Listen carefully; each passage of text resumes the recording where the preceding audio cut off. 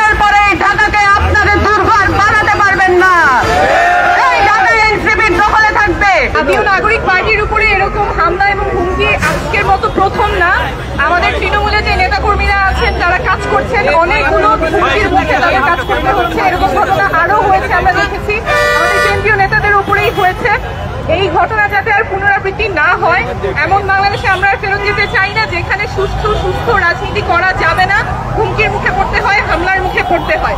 আমরা আজকে আমাদের একদম কেন্দ্রীয় কার্যালয়ের সদস্য সচিবের উপরে যে আক্রমণ হয়েছে সেটার তীব্র নিন্দা জানাই এবং দ্রুত তদন্ত ও সুষ্ঠু বিচারের আহ্বান থাকবে এবং নতুন রাজনীতি, যেটা আমরা বলছি সুস্থ ধারার রাজনীতি, যেখানে আলোচনা হবে, মতবিভেদ হবে, মত পার্থক্য হবে, সেই রাজনীতি আমরা চাই। একে অপরের উপরে হামলা, প্রতিহিংসা, সেই রাজনীতিতে যাতে বাংলাদেশের ফেরত না যায় সেজন্য সকলের প্রতি আহ্বান থাকবে। আমরা গণতন্ত্রের একটি দ্বার মুখে দাঁড়িয়ে আছি। আমরা দেখেছি গণঅভ্যুত্থান পরবর্তী সময়ে বিচার এবং সংস্কার নিয়ে নানান রাজনৈতিক মহলে কি ধরনের তালবাহানা হয়েছে। আজকের ককটেল বা এই গ্রেনেড বিস্ফোরণের এই ঘটনা শুধুমাত্র একটি নিদর্শন নয়, আমি বলতে চাই এটা একটি সেই ধরনের নিদর্শন যেটা তারা বাংলাদেশকে আবার পুরনো এস্টাবলিশমেন্টে ফেরত নিতে চাচ্ছে। বাংলাদেশে গণঅভ্যুত্থানের পরে আমরা বলেছি বিচার এবং সংস্কারের ক্ষেত্রে সর্বোচ্চ আন্তরিকতা প্রয়োজন এবং সহযোগিতা প্রয়োজন।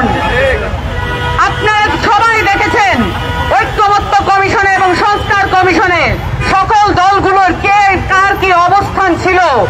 জনগণের কাছে তা পরিষ্কার, কারা বিচার চায়, কারা সংস্কার চায় আর কারা চায় না, এবং কোন মাত্রায় অসহযোগিতা করলে আজকে 10 মাস পরেও আমরা দৃশ্যমান বিচার এবং সংস্কার দেখতে পাচ্ছি না।